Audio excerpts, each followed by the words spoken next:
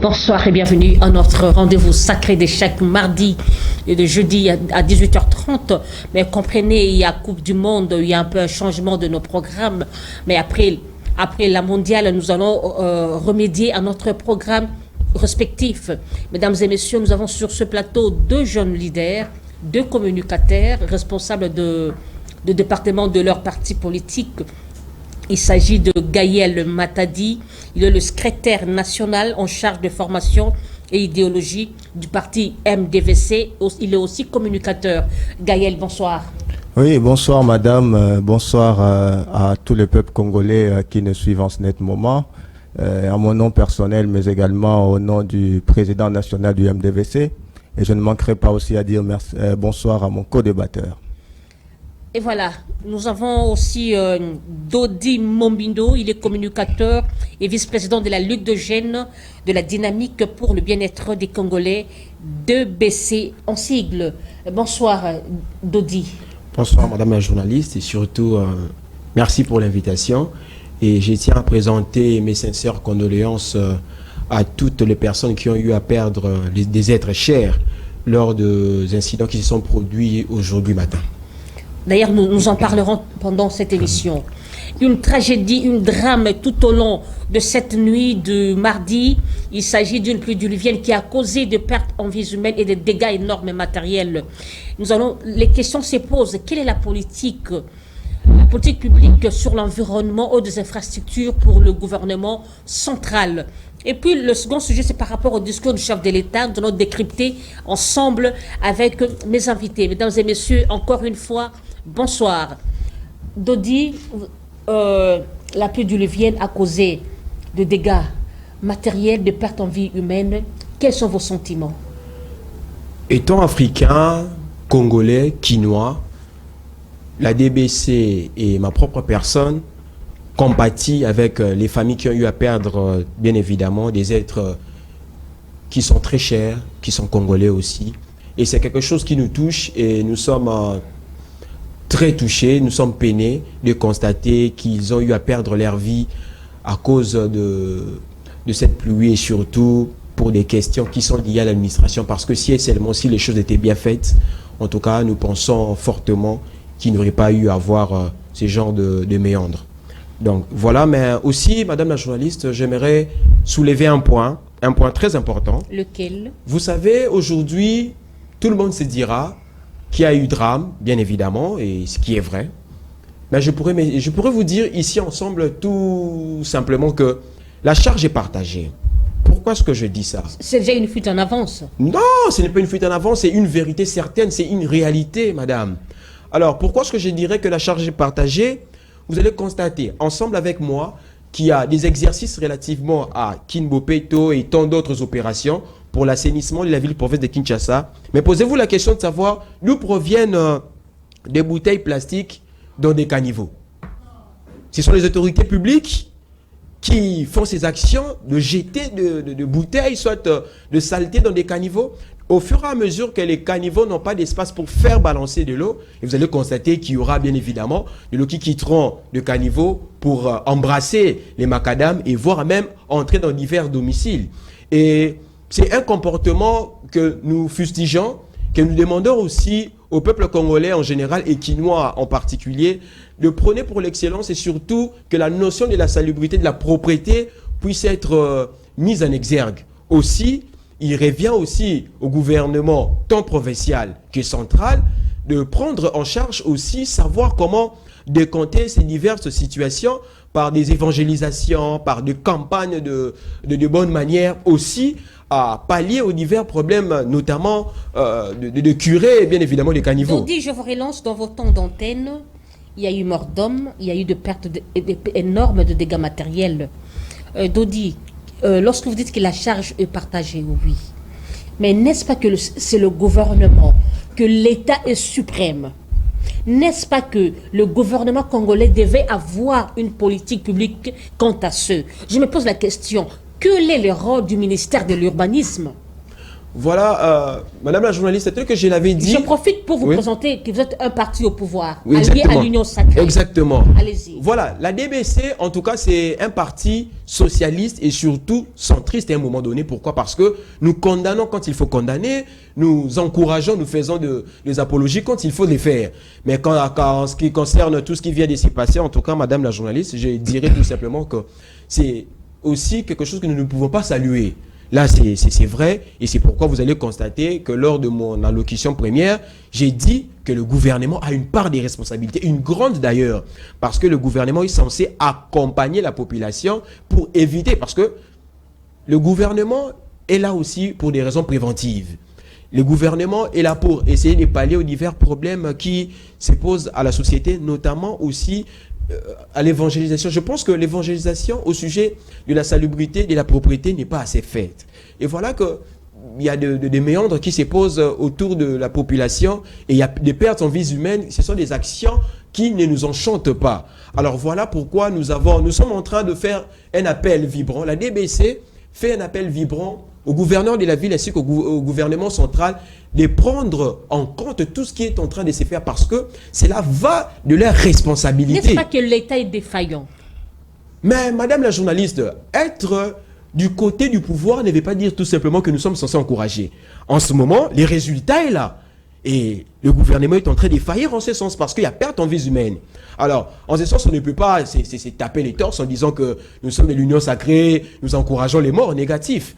Mais ce qui est sûr est que la population aussi doit tenir compte de la notion de la bonne mentalité et le gouvernement aussi doit chercher à pallier à ces problèmes, madame la journaliste. Donc, on ne peut pas se dire que nous sommes contents. Donc, voilà. Merci beaucoup. Je reviendrai à vous.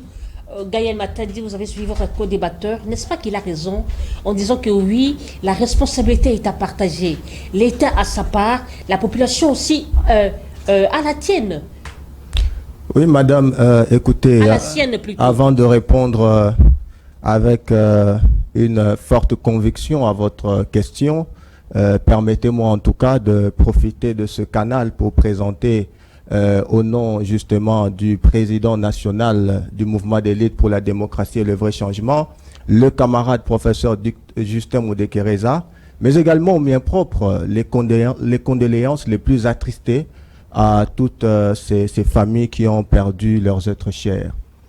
Madame, vous savez, j'ai bien aimé la confession, l'aveu de mon co-débatteur sur ce plateau, parce qu'en réalité, c'est la situation qui prévaut actuellement au sein de l'Union sacrée. Vous ne pouvez pas être un gouvernement de warriors, n'est-ce pas, et assister à cette scène et voir cette situation, madame, qui traîne depuis très longtemps. Je vais vous rappeler les choses. La pluie diluvienne, qui a occasionné une catastrophe naturelle. Mais quelle est la place de l'État? Je commence par son civisme, par la population. Parce que mon co-débatteur dit que la responsabilité est partagée. Mais il n'a pas menti. Si nous Lorsque sommes... nous voyons la population jeter des immondices dans des caniveaux, jeter des déchets en plastique dans des caniveaux sur la route, il n'a pas tort. Hein? Mais madame, vous pensez que les catastrophes naturelles... Lorsque vous rappelez quelqu'un, il vous dit qu'il n'est pas bon sambo quand Les catastrophes naturelles auxquelles nous avons assisté aujourd'hui vont au-delà, n'est-ce pas, du point soulevé par mon co-débatteur. Vous devez le savoir. Et lorsqu'on parle de la population, mais le civisme, qui actionne cela? N'est-ce pas que c'est l'État? C'est l'État qui doit actionner le civisme. Lorsque nous nous retrouvons alors dans une situation d'une déréglementation sociale, alors vous conviendrez avec moi que l'État est défaillant. L'État est défaillant. Parce que si réellement l'État avait travaillé sur le civisme, aujourd'hui, les Quinois qui sont submergés, n'est-ce pas, qui ont perdu leurs êtres chers, allaient quand même trouver des solutions. Parce qu'on jette les immondices, je suis bien d'accord, mais le civisme, madame, ici, nous voulons illustrer, n'est-ce pas, une part des responsabilités de l'État. L'État, c'est l'éducation. Madame, je vous rappelle, Est-ce que vous savez qu'il existe un édit sur l'assainissement de la ville? Ah ben oui, il y a un édit sur l'assainissement de la ville. Mais est-ce que cet édit est vulgarisé? Cet édit est connu? Il n'est pas connu.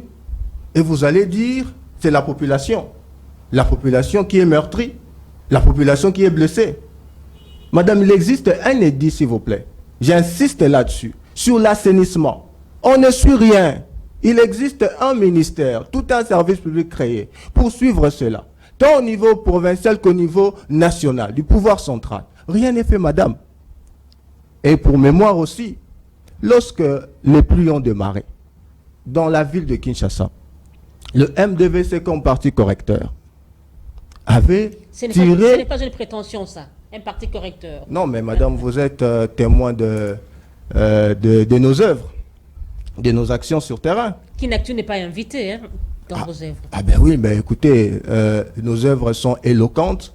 Nous sommes aux côtés de la population, du jour comme la nuit. C'est nous qui sommes aux côtés de la population. Contrairement à nos amis de l'Union Sacrée. Voyez-vous, un conglomérat de fêtards, des affairistes, et qui ne sont pas en mesure de répondre aux désidérata fondamentaux de la population. Madame, j'étais en train de dire que lorsque les pluies diluviennes ont démarré, notre parti avait, n'est-ce pas, proposé au gouvernement congolais un certain nombre. Notre parti avait proposé au gouvernement congolais un certain nombre de mesures, madame, pour qu'aujourd'hui, nous n'assistions pas à cette triste réalité. Bien sûr, les catastrophes naturelles sont catastrophes naturelles, mais allez-y comprendre aussi que, madame, lorsqu'on sait gouverner pour prévoir, n'est-ce pas, on ne peut pas arriver à des situations comme celui-ci. Je vous rappelle la première mesure que le MDVC, mon parti, n'est-ce pas, avait proposé au gouvernement des Warriors. 1. De mettre en place le plan de secours en cas de catastrophe naturelle. Nous arriverons par rapport aux propositions. Ne vous en faites pas, madame. Je vous rappelle seulement que le MDVC avait demandé à ce que nous puissions mettre en place un plan de secours pour les catastrophes naturelles. Mais vous ne voyez pas que il est certes que vous voulez charger le gouvernement, il est certes que il faut un civisme car l'État c'est l'éducation, je suis là d'accord avec vous, mais quelque part aussi, il faudra que la population elle-même puisse prendre conscience. Parce qu'aujourd'hui, qui meurt? Les morts, c'est dans la population. Vous ne voyez pas? Madame, mais ça, ce n'est pas mieux cerner le civisme. C'est l'État, je vous dis. L'État a la grande responsabilité.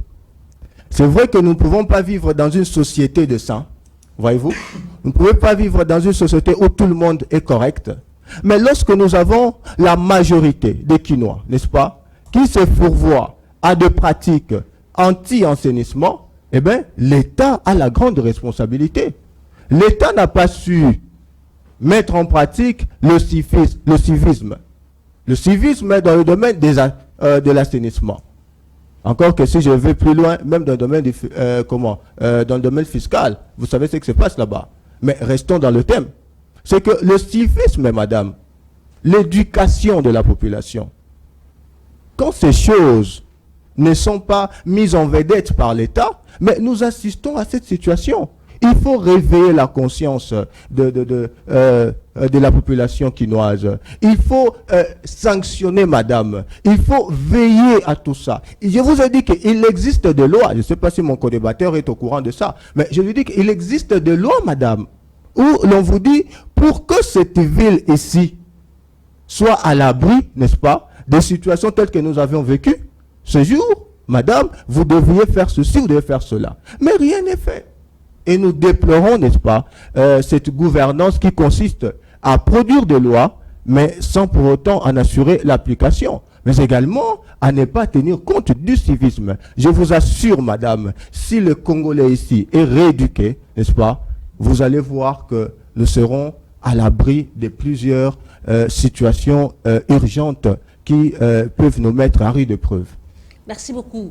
Dodi, vous avez suivi votre co-débatteur avec attention avant de rebondir à ces propos, mais je voudrais poser une question à laquelle vous n'avez pas répondu, mais sous une autre manière. Est-ce que vous ne pensez pas que le ministre de l'Ibardisme doit être interpellé à l'Assemblée nationale? Madame la journaliste... Parce qu'aujourd'hui, il y a des voilà. maisons qui se construisent sans pour autant que le cadastre puisse... Et d'ailleurs, même la structure, là, le cadastre, des fois, ils vendent des maisons sans pour autant tenir compte des endroits, sans pour autant tenir compte de rencontrer des urbanistes... Comment on les appelle? Les urbanistiques. La question se pose, quel est le rôle le majeur du ministère de l'urbanisme? Est-ce que le ministre qui est là, n'est-ce pas qu'il doit être interpellé devant le Parlement? Oui, madame, l'interpellation du ministre de l'urbanisme par le Parlement fait partie des prérogatives du parlementaire. Ceci étant, les résultats est néfaste sur Mais terrain. sont construites sans les normes requises. Mais je ne dis pas le contraire. Allez-y. Voilà. Et les réalités, soit les résultats, sont néfastes. Ceci étant, votre question pour moi fait objet, bien évidemment, d'appel aussi aux parlementaires de bien vouloir interpeller les ministres de l'urbanisme. Ceci étant, qu'est-ce que j'allais dire, madame? Mon co-débatteur ici oublie que les décès, soit les pertes en vies humaines qui ont eu à avoir lieu aujourd'hui, sont dues à la pluie diluvienne qui a causé, bien évidemment, des catastrophes naturelles. Ce sont des catastrophes naturelles. Ce ne sont pas des morts qui ont été prédits, soit qui ont été préparés par le gouvernement. Parce que la ratio legis même du gouvernement fait en sorte qu'il puisse protéger et accompagner aussi... n'est-ce pas, c'est prévoir, c'est organiser. Ça, c'est vrai. Ça, c'est vrai, mais madame la journaliste... Un aveu de chèque pour l'union sacrée. Mais c'est naturel. Non, ce n'est pas une sorte d'échec. Ce sont des catastrophes naturelles. Vous les suivez souvent dans des chaînes internationales. Ça devient un prétexte pour Non, vous. pas du tout. Vous les suivez ici ensemble avec moi dans des chaînes internationales, dans des grands pays, que des catastrophes naturelles font en sorte qu'ils puissent avoir des dégâts, madame. Aussi, j'aimerais demander à mon co-débatteur de parler Congo. Que nous puissions parler Congo. Ah, loin de moi... Il parle Rwanda? Non, pas du tout. Que nous puissions se focaliser sur l'intérêt du Congolais. Vous voyez un peu? Parce que ici, on fait mention de charge. Vous voulez charger, il veut charger le gouvernement. Oui, bien évidemment, ok. Alors, ici, j'ai fait mention de l'évangélisation. L'opération Kinbopeto, faite par le gouverneur de la ville Gentilini-Ngobila. De l'union sacrée. De l'union sacrée. Et nous aussi, la DBC, nous avons toute une organisation relative aux déchets. Alors, nous sommes en train d'évangéliser à la population. Nous ne faisons que faire la même chose. Mais allez-y comprendre que la charge, telle que je l'avais dit, est partagée. Ici, mon co-débatteur, qu'est-ce qu'il fait? Il dit qu'il est d'accord que la population jette des immondices. Et il est en train d'argumenter pour donner des éléments chargeant le gouvernement. Ce sont des aspects que moi je ne salue pas, que je ne peux en tout cas aucunement faire des apologies. Ceci étant, la pluie a causé du tort au peuple congolais. Le gouvernement central ainsi que provincial prend des mesures idoines. Je vous dis, le gouvernement est en train de réfléchir d'arrache-pied de façon à ce que le peuple congolais puisse trouver gain de cause et que ces genres d'actions ne puissent plus être récidives. Mais malheureusement pour nous, ce sont des actions naturelles. C'est la pluie, ce n'est pas le gouvernement. Aussi, nous allons interpeller, nous allons demander aussi aux députés provinciaux d'interpeller aussi le gouverneur de la ville. Notre parti politique, la Dynamique pour le bien-être des Congolais, condamne. Quand il faut condamner, pourquoi? Parce que c'est à charge du gouverneur de la ville. Vous n'allez pas me contredire que si vous faites le tour de la ville province de Kinshasa, si vous l'avez fait aujourd'hui matin, vous allez constater que toutes les routes sont inondées. Toutes les routes. Alors, du fait que nous sommes les unions sacrées, nous sommes censés les saluer. Négatif. Nous allons condamner parce que le chef de l'État a son credo qui est le peuple d'abord. Alors, ce genre d'action est en train de pénaliser. Ce sont des actions auxquelles le gouverneur de la ville doit, n'est-ce pas, essayer de pallier. Je vais souligner un autre point que nous allons le gouvernement provincial doit être interpellé par l'Assemblée provinciale de Kinshasa, mais aussi il faudrait savoir que le gouverneur de la ville province de Kinshasa a hérité d'une irresponsabilité de 12 ans de gestion de la ville province de Kinshasa. Alors ce n'est pas en 4 ans qu'il va essayer de pallier à toutes ces problématiques. Je vous prends au mot. Voilà. Vous êtes le premier à dire que non, le gouvernement provincial n'a pas réussi par rapport à Kinbopeto. Laissez-moi vous dire, lorsque vous dites que non, il a hérité il y a eu une malgestion, patati patata. Mais n'est-ce pas qu'on arrive au pouvoir pour améliorer la situation d'un peuple? Voilà, vous avez totalement raison. Allez-y. Je vais vous dire ceci, madame la journaliste. Je n'ai pas dit ici que Kin Bopeto est un échec. Non. Si vous voulez, même à titre d'illustration, je vais vous énumérer les actions faites par Kin Bopeto dont nous allons dormir ici. Donc je vais commencer à citer nommément chaque action. Alors, le peuple congolais est très exigeant. Alors, le travail est tellement grand que le gouvernement provincial est en train d'essayer de pallier à ces problèmes petit à petit. Parce que on ne veut pas essayer, comme quoi, notamment au problème lié... Ça est très sale après la pluie.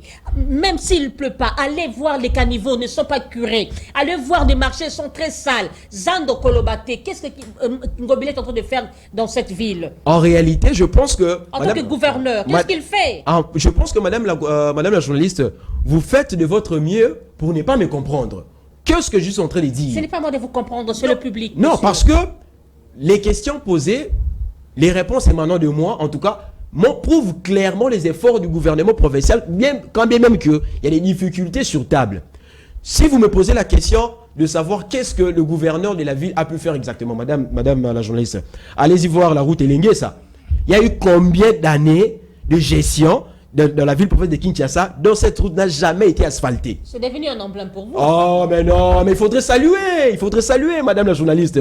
Quand il y a des actions qui sont bien faites, saluer. Mais quand il y a des méfaits, il faudrait aussi condamner. C'est les credos, au fait, de notre parti politique, la DBC. Alors, être de l'Union sacrée tel que je l'avais dit ne veut pas nous dire tout simplement que nous avons une corde au cou pour accepter tout ce qui se passe. Mais qu'à cela ne tienne, vous avez parlé encore ici des immondices. Vous avez parlé de bouteilles dans des caniveaux. Madame la journaliste, peuple congolais, je me pose la question de savoir si c'est le gouverneur de la ville, soit c'est les présidents de la République, soit c'est les membres du gouvernement qui quittent leur maison pour venir jeter les immondices dans des caniveaux. Allez-y comprendre aussi que le peuple congolais doit savoir, soit le peuple kino aussi en particulier, je peux vous relancer. Je termine. Allez-y. Doit comprendre aussi que elle a une part de responsabilité. Et cette responsabilité doit être consciente dans leur façon de faire les choses. Et à travers les différentes gestations dans diverses manières qui sont négatives, moi j'ai fait appel au peuple congolais, et Kino en particulier, de prôner pour des bonnes manières, afin que ce genre d'action ne puisse plus avoir lieu, madame la journaliste. Vous avez posé la question à la population si c'est le gouverneur ou les autorités qui viennent jeter des immondices. J'aimerais vous poser une question. Lorsque Mouzé avait fait son entrée ici, vous étiez à Kinshasa, n'est-ce pas? Bien évidemment. Est-ce que vous savez qu'il y a eu un moment où le vol était arrêté? Il y a eu un moment où les gens croisaient les jambes dans le bus, c'était arrêté parce qu'il y avait une loi, il y avait des mesures palliatives. Qu'est-ce qui manque à notre gouvernement d'appliquer la rigueur, d'appliquer la politique du bâton s'il faut? Bon, madame la journaliste, pour cette question, en tout cas, je pense que la politique du bâton n'est pas assez, ne sera pas une résolution pour le peuple congolais. Pourquoi? Parce que vous savez que nous avons tout un ministère aussi du droit humain. Il y a aussi différents organes, tant nationaux qu'internationaux, qui ne prônent pas pour ce genre d'actions. En tout cas, c'était des actions que nous ne pouvons pas saluer, mais toutefois... Mais l'ordre était rétabli. Oui, bien évidemment, l'ordre était rétabli, mais de quelle manière? Nous ne sommes plus dans une république dont pour éduquer un peuple, il faudrait chicoter, il faudrait faire des actions qui feront en sorte que le peuple soit préjudicié, négatif. Nous sommes en train de marcher dans une optique d'évangélisation, de prise en conscience, et c'est le peuple congolais qui doit avoir cette optique dans leur tête afin que les choses soient bien faites pour leur bien-être. Merci beaucoup. Gaël, je suis votre co-débatteur, veuillez rebondir. Oui, madame la journaliste, vous savez, ça fait très mal lorsque nous sommes dans une situation où mon co-débatteur, n'est-ce pas, veut à tout prix et de manière systématique, n'est-ce pas, dédouaner le gouvernement et mettre le chapeau sur la tête de la population congolaise en général et particulièrement population quinoise, madame. Je voudrais vous dire une chose. L'urbanisme de la ville de Kinshasa, le plan, il est vétuste, madame. Ce plan est ancien. Mais qu'est-ce que le gouvernement, n'est-ce pas, a fait?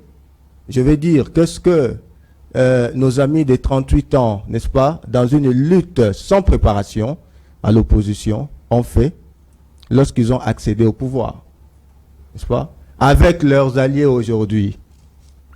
Madame, gouverner, c'est prévoir. Ça fait mal. Les Congolais étaient dehors depuis 1h du matin, madame. 1h du matin. Les catastrophes sont énormes. Mais toujours sur ce chantier-là d'urbanisme.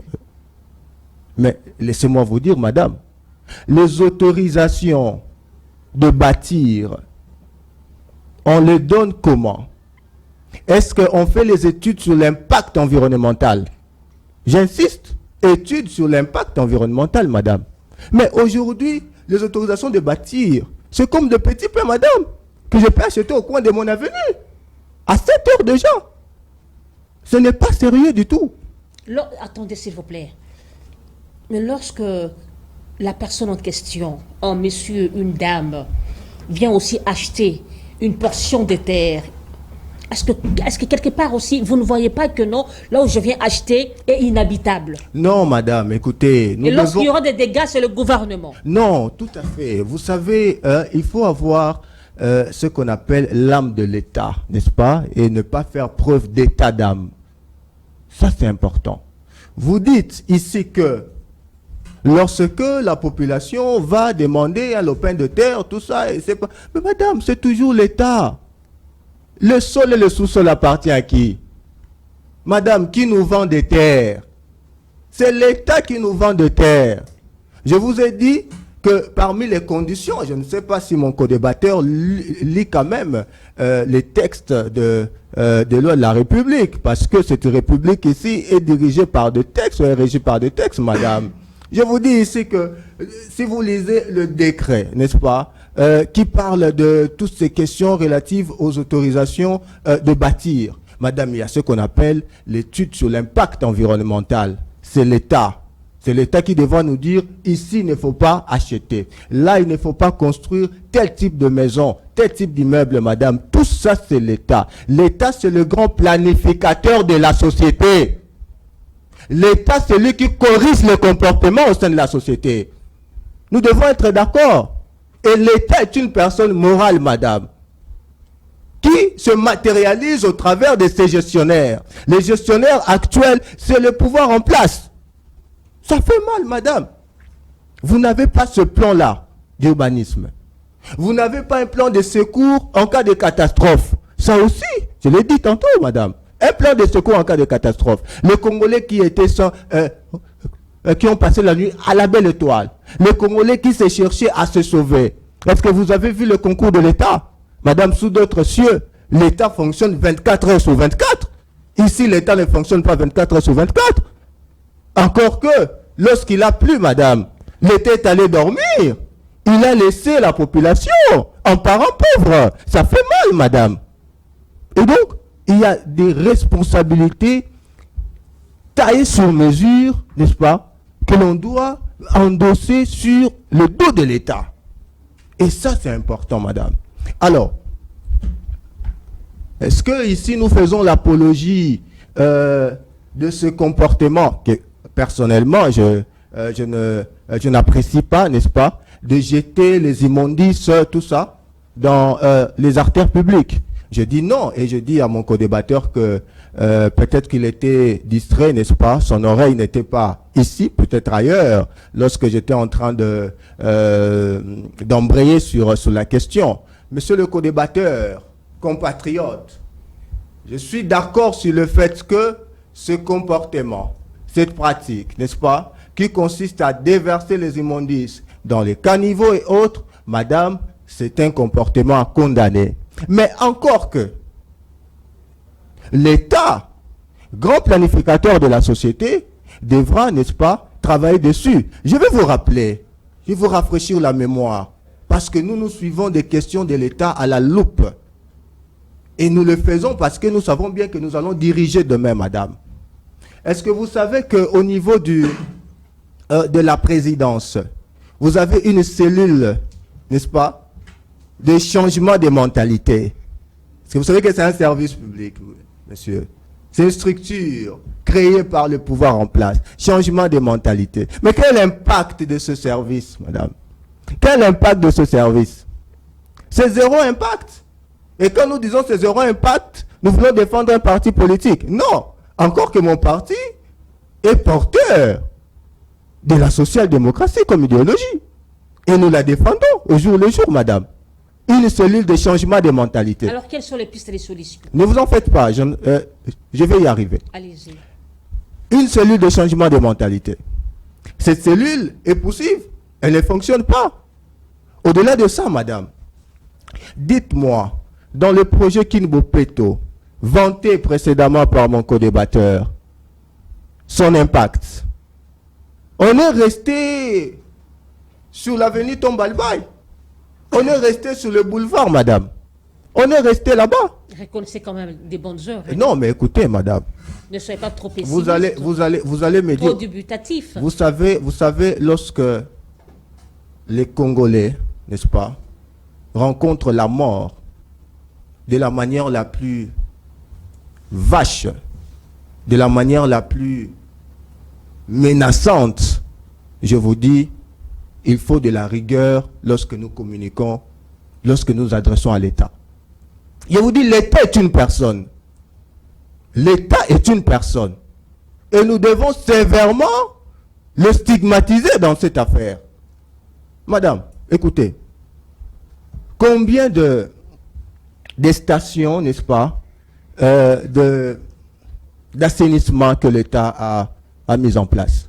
Mais quand nous parlons de l'aménagement du territoire, quand nous parlons de l'urbanisme, madame, mais les quartiers doivent aussi avoir des stations où l'on peut déverser, madame. Mais l'État vous laisse comme ça. Et lorsque l'État vous laisse, la population ne sait pas se départir de ça. S'il vous plaît, madame. Solution, s'il vous plaît. Oui, justement. Prenez pas tous les temps. Oui, justement, ne vous en faites pas. C'est-à-dire que l'État devra faire un effort sur ça.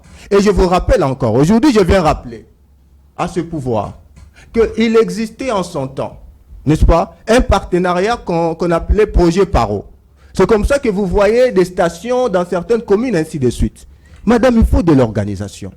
Mais malheureusement, ce gouvernement, n'est-ce pas, que ce soit au niveau national et provincial, appuyé par ses alliés, n'organise pas, ne planifie pas la société. Alors, quelles sont les recommandations que nous avons concoctées, nous qui sommes de l'opposition extra-parlementaire, qui suivons les questions de l'État avec beaucoup de sérénité? La première des choses, madame, il faut mettre en place un plan de secours en cas de catastrophe naturelle. Un plan de secours.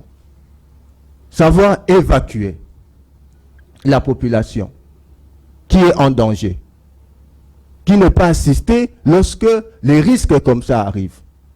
Savoir héberger, parce que je vous dis, après cette émission, nous allons dormir chez nous. Mais il y aura des Congolais qui vont dormir à la Belle Étoile. Ils seront des sans-abri, madame.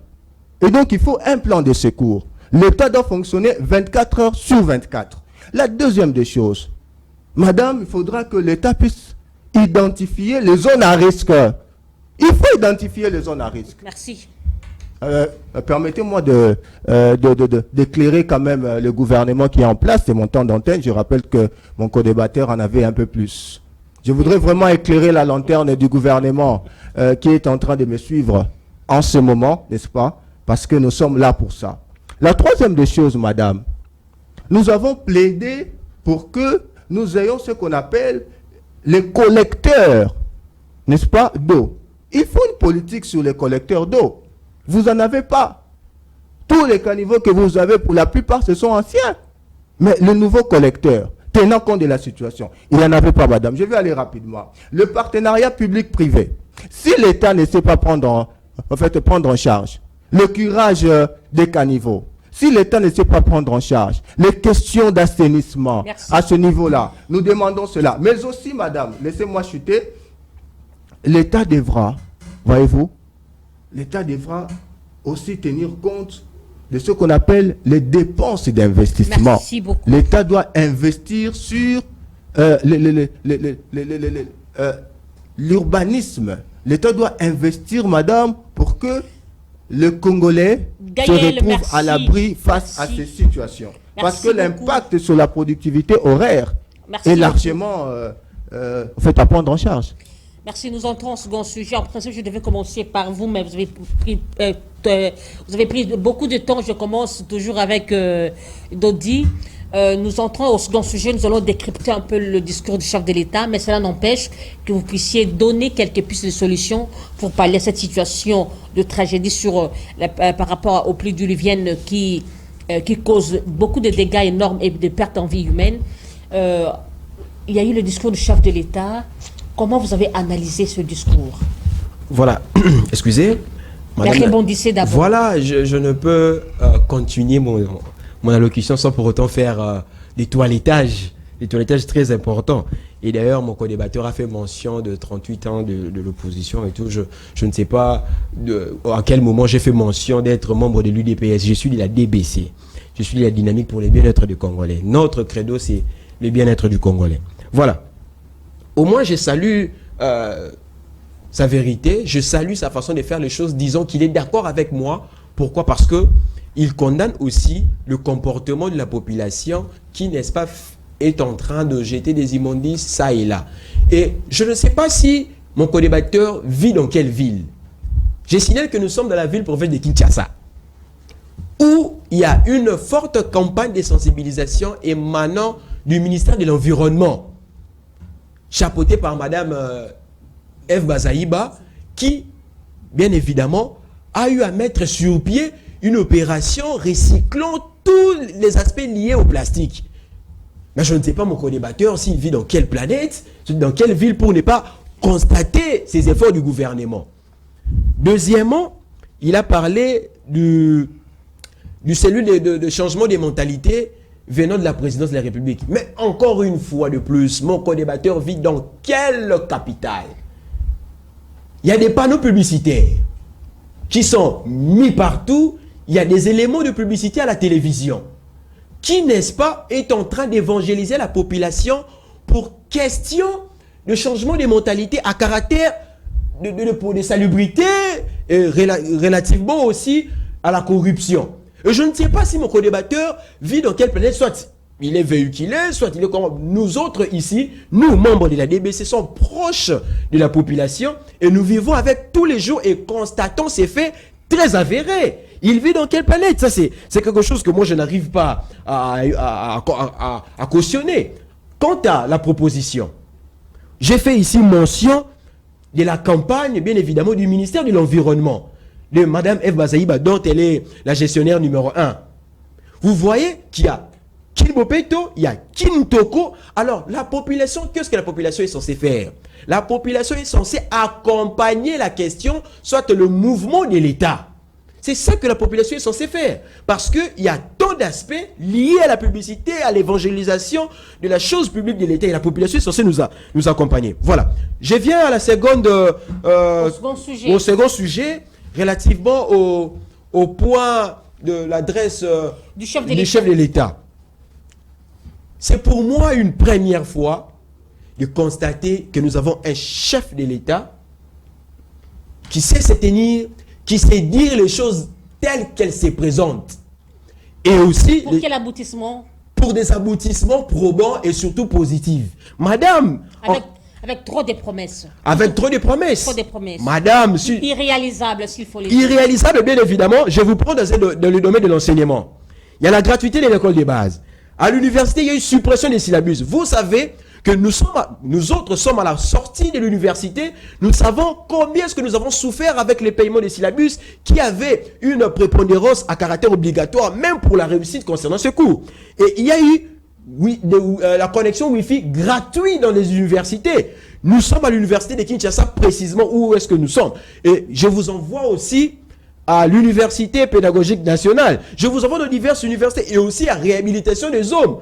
Madame la journaliste, il y a eu réflexion de la prison centrale de Makala et aussi il y a eu maximisation des recettes de l'État. Je vous signale ici que le ministre des Finances, Nicolas Kazadi a été décerné meilleur ministre de toute l'Afrique en 2022 par l'organisation financière Afrique. Avec quel résultat sur Mais madame, vous êtes journaliste. Il y a eu maximisation des recettes de l'État, je vous dis. Aussi, les étudiants aujourd'hui se diront que nous avons un président de la République. Nous avons un gouvernement qui travaille grâce au système Transacadémia. Un long discours qui a fait endormir les députés dans la salle.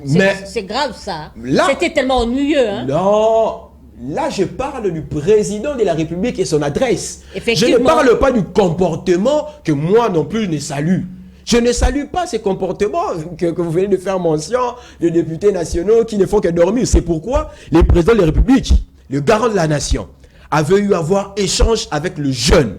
Ça vient tout simplement de passer il n'y a pas longtemps. Il a dit aux jeunes qu'ils nous prêtent main forte afin que nous aussi puissions oser, que nous puissions faire de notre mieux aussi pour essayer de compétir quant à la gestion de la chose publique. Je vous dis ici, le chef de l'État a été une forte motivation pour nous parce que vous allez constater avec moi que les jeunes se sont réveillés et en 2023, vous allez voir avec moi aussi et avec mon co-débatteur qu'il y aura plusieurs jeunes qui vont aussi être en compétition quant à l'hémicycle. Mais qu'est-ce que nous pouvons dire encore? Le chef de l'État l'a dit tout haut, qu'il y aura bel et bien élection en 2023.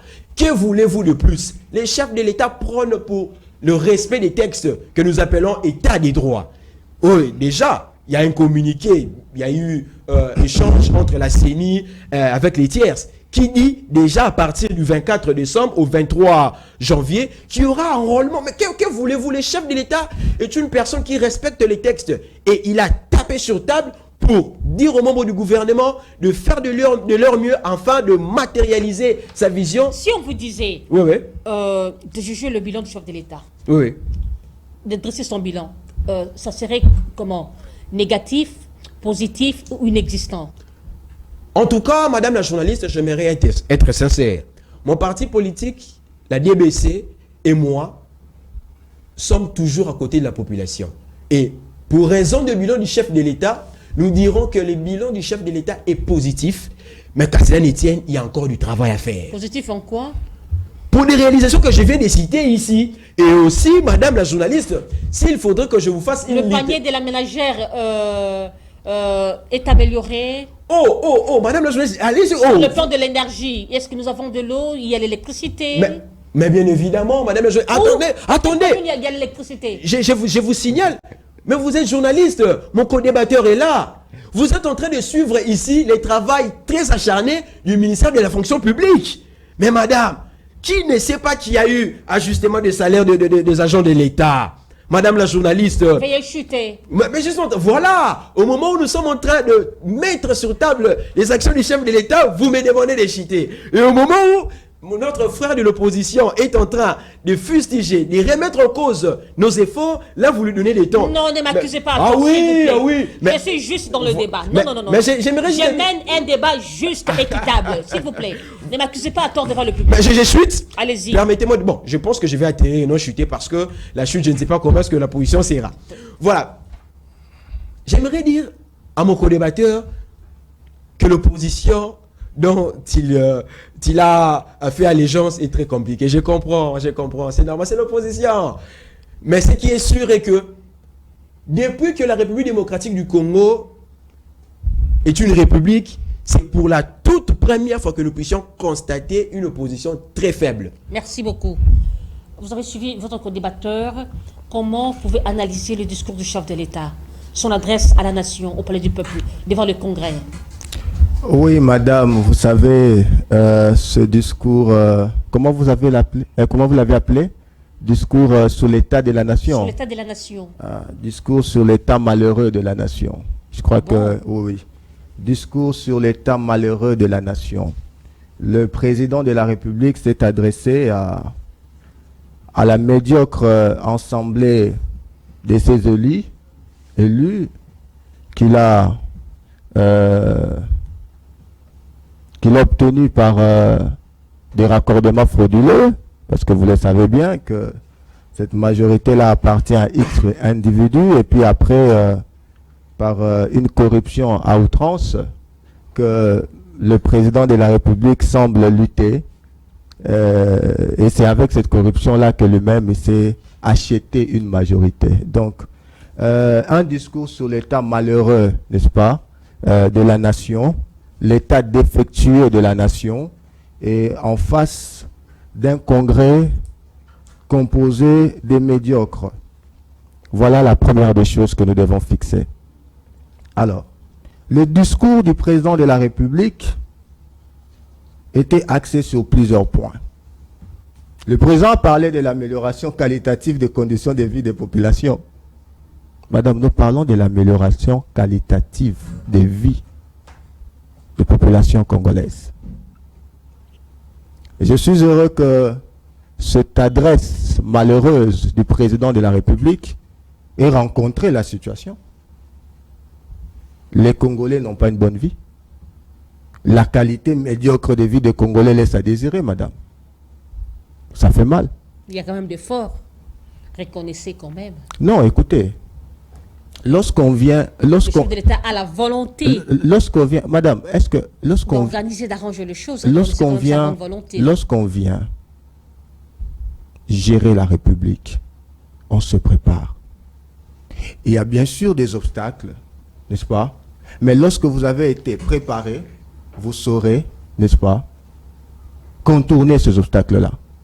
Quel est le taux d'exécution des projets? Le taux d'exécution des projets à impact social, impact économique. Mais madame, c'est un taux faible. Je dirais 0,99%. Alors qu'un gouvernement, entre guillemets, des warriors, nous a été tant vanté. Donc, l'amélioration, les Congolais ne sont pas retrouvés lorsque le président de la République a évoqué l'amélioration qualitative des conditions de vie. Les Congolais ne se sont pas retrouvés. Madame, toujours dans cette amélioration, vous me parlez de l'électricité. Mon co-débatteur ici a voulu nous faire voir que, eh bien, la ville, ne serait-ce que la ville de Kinshasa, est électrifiée. Le président parlait de ANSER. Je ne sais pas si même vous êtes au courant de ça. ANSER, n'est-ce pas, une agence qui doit donner l'électricité, madame, au milieu urbain et ruraux. Mais c'est malheureux. Ne serait-ce que la ville de Kinshasa dans le noir. Madame, dans le secteur minier, je vais vous dire, dans les secteurs miniers, combien d'investisseurs ne sont pas en train de pleurer parce que la SNEL n'est pas en mesure de leur procurer, madame, leur donner la quantité suffisante d'énergie pour faire tourner leurs affaires. Mais l'électricité, c'est la base de l'industrialisation du pays, le décollage du pays, madame. Nous avons créé ce qu'on appelle la zone économique spéciale. Mais l'une des raisons pour laquelle cette zone-là n'attire pas les investisseurs, que le chef de l'État actuel a hérité un pays qui était dans le gouffre. Écoutez, ne le chargez pas trop quand même. La continuité, non, mais nous sommes en train de faire un descriptif actuel de la gestion. Madame, je ne suis pas en train de vous parler des choses qui sont passées il y a longtemps. Il y a ce qu'on appelle la continuité de l'État. Et lorsqu'on vient, et puis lorsque vous prenez les promesses faites, n'est-ce pas, et les réalisations sur le terrain, mais le fossé est grand. Ne nous parlez même pas de l'eau, madame, parce que l'eau, c'est une denrée rare en République démocratique du Congo. Au-delà de ça, je voudrais parler aussi de la promotion de l'entrepreneuriat des jeunes. Mais le co-débatteur est content que le chef de l'État, le président de la République, ait reçu les jeunes. Les jeunes, madame, affamés, les jeunes chômeurs, les jeunes qui n'ont pas d'opportunité, les jeunes qui sont abandonnés, lorsqu'il s'agit des avantages importants à leur accorder, des jeunes qui n'ont pas accès, je vous avais dit dernièrement, au marché public. Les jeunes, même quand ils sont dans la sous-traitance, madame, ils ne se retrouvent pas. Un Congolais qui avait promis aux autres Congolais, n'est-ce pas, de leur faire des millionnaires, mais jusqu'alors, il n'y a rien. Et le président a reçu ces jeunes-là, vous savez, les doléances ou encore l'état piteux, n'est-ce pas, de ces jeunes. Donc la promotion de l'entrepreneuriat de jeunes, c'est une promesse de campagne pour 2023 que le président de la République a fait aux jeunes Congolais. Il y a encore une autre promesse de campagne, c'est la couverture santé universelle, madame. Je ne veux pas ici vous rappeler, si vous allez à l'hôpital général de Kinshasa, ne serait-ce que l'hôpital général de Kinshasa, il y a une pénurie de médicaments. Il y a des gens, pour prendre ne serait-ce qu'une aspirine, madame, ils doivent payer. Il faut faire un tour là-bas avant de venir au plateau. Il faut que mon co-débatteur fasse un tour à l'hôpital général de Kinshasa pour constater ça. L'autonomisation de la femme. L'autonomisation de la femme. Madame, c'est un chapelet de bonnes intentions. Un chapelet de bonnes intentions. Une autre promesse pour la campagne de M. Félix Tshisekedi en 2023. Le renforcement de l'autorité de l'État. Renforcement de l'autorité de l'État. Madame, mais l'État congolais, il existe où? Je vous donne un exemple très sérieux. Et j'aimerais dire à mon co-débatteur, de suivre ça. Vous savez combien de postes d'emploi que les expatriés donnent aux étrangers en lieu et place des Congolais? Est-ce que la main-d'œuvre locale est protégée? Ah non, mais il faut être sérieux. L'inspection générale du travail qui devait être réformée pour protéger la main-d'œuvre. Madame, vous voulez parler de l'autorité de l'État? Là où un Libanais a plus de valeur que le Congolais? C'est là l'autorité de l'État? Vous voulez parler de l'autorité de l'État lorsque le ministre des hydrocarbures réajuste les prix, n'est-ce pas, à la pompe, et il y a un sérieux impact négatif sur le coût des transports. Il faut sortir le matin, madame. Il faut être à l'arrêt banda le matin. Constater comment la population ne sait pas, ne serait-ce qu'arriver au lieu de travail. Et tout cela impacte sur la productivité horaire, madame. Chuter. Hein? Ce n'est pas sérieux. Donc, le renforcement de l'autorité de l'État, c'est encore une autre promesse, n'est-ce pas, de M. Félix Tshisekedi. Nous saluons tout de même, n'est-ce pas, les efforts de la restauration de la paix et de la sécurité. Nous saluons également, pour faire montre à mon ami que nous sommes une opposition responsable et que cette gouvernance, elle est très mal, mais tout de même, Merci. Vous avez l'assainissement de la gestion des finances publiques, nous saluons, mais la corruption que l'on lutte et puis l'on se sert, n'est-ce pas, de la même corruption pour pouvoir placer ou encore dédouaner des questions importantes qui accablent le pouvoir, ce n'est pas une bonne chose. Merci et beaucoup. pour chuter, madame, je voudrais dire, Monsieur Félix Tshisekedi n'a pas toujours répondu à la question tant posée par les Congolais. Merci. C'est la question sur le leadership, le pilotage de la République. Merci, nous sommes arrivés Il est à la fin défaillant en de termes de l'émission, pilotage s'il vous de la plaît. République. Merci. Dodi, vous avez juste 3 minutes pour conclure l'émission.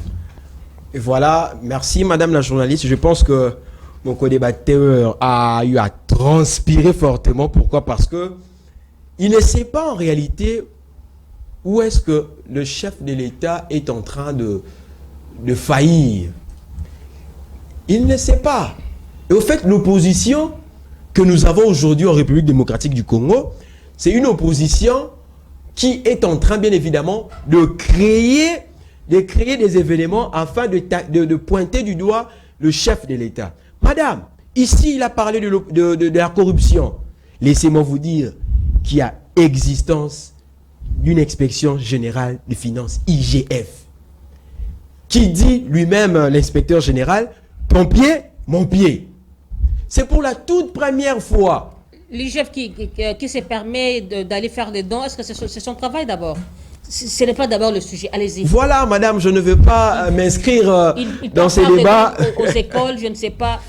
Allez-y. Voilà, je ne vais pas m'inscrire dans ces débats, madame, mais comprenez avec moi que la notion liée à la corruption sous les mandats du chef de l'État, Félix Antoine Tshisekedi Tshilombo, n'a pas son existence. Aussi, le chef de l'État est en train de promouvoir la jeunesse dans des différentes gestions des choses publiques de l'État, notamment Vous avez constaté ensemble, avec nous aussi, mon co-débatteur ne dira pas le contraire, qu'il y a une nomination des bourgmestres. Et sur les différentes, comment est-ce que je pourrais dire, ces différentes nominations, vous allez constater que sur 100%, il y a eu au moins 60% des jeunes qui se sont retrouvés, notamment dans la commune de Kassavoub où je suis. Un jeune homme de 24 ans. 28 ans. 28 ans. Et aussi, comprenez que le chef de l'État, ensemble avec le gouvernement, ont eu à trouver ces pays dans des situations très compliquées. Nous, la DBC, ensemble avec notre président national, je cite, Papi Fernand Kimwanga, et le secrétaire général Freddy Mouepou-Katalay, sommes en train d'accompagner la vision du chef de l'État afin de faire du Congolais notre centre d'intérêt et surtout que son bien-être soit mis en exergue. Merci beaucoup pour votre mot de la fin. Gaël Matadi, vous devez aussi conclure l'émission. Allez-y. Oui, vous savez, le discours du chef de l'État a péché par élucider, n'est-ce pas, le pilotage de la République. Donc, le problème de pilotage, le problème de leadership, de management de la République se pose encore. Et donc, M. Félix Tshisekedi nous avait simplement fait des promesses pour la campagne 2023, n'est-ce pas, parce que l'état malheureux de la nation devant une assemblée médiocre, en tout cas, laisse à désirer. Alors, je vais inviter ici le peuple congolais, s'ils veulent réellement le renforcement de l'autorité de l'État, l'assainissement des finances publiques qui a un impact sur le panier de la ménagère, s'ils veulent réellement que la lutte contre la corruption puisse attirer les investisseurs, mais également l'amélioration des conditions de vie de la population, ils doivent donc s'allier, n'est-ce pas, à mon parti politique, le mouvement d'élite pour la démocratie et le vrai changement, car ce parti aujourd'hui correcteur, qui pose des actions plus que ceux qui sont dans l'union sacrée, autour du chef, en train de chercher de quoi mettre sous la dent, n'est-ce pas, et à boire, eh bien, mon parti est capable de relever tous ces défis-là. Alors, je voudrais réellement demander à ce gouvernement de... Concluez, s'il vous plaît. Oui, je suis en train de conclure. Je réaffirme les mesures, n'est-ce pas, qui ont été concoctées, réfléchies par le mouvement d'élite, le plan de secours des catastrophes, zone à risque doit être identifiée, le partenariat public-privé pour gérer les questions liées à l'urbanisme, mais également de l'assainissement, et surtout, l'État devra réaliser les dépenses d'investissement pour améliorer tant soit peu les conditions de vie de la population. Gaël Matadi, merci d'avoir répondu à notre invitation. C'est toujours un bonheur pour moi de venir. Mesdames et messieurs, nous sommes arrivés à la fin de cette émission à Petit 60. Nous vous rappelons que nous recevions pour vous Dodi Mombindo. Il est le vice-président de la Ligue de jeunes et communicateur de la DBC, parti cher au professeur Papi Fernand Kimwanga. Et puis Gaël Matadi, il est le secrétaire national en charge de formation et idéologie du parti MDVC, parti cher à Justin Moudeguereza. Nous avons parlé sur deux sujets majeurs, la tragédie qui a eu lieu à travers, causée par la pluie diluvienne cette nuit, et puis sur le discours du chef de l'État. Merci de votre attention soutenue. Merci à Light Moutonge, merci à Enoch Mbala pour la réalisation de cette émission. Merci au directeur général Mamboucha, merci à la coordonnatrice Déborah. Que Dieu bénisse la République démocratique du Congo, que Dieu protège nos FARDC et que Dieu garde son peuple. Au revoir, Inch'Allah. Merci.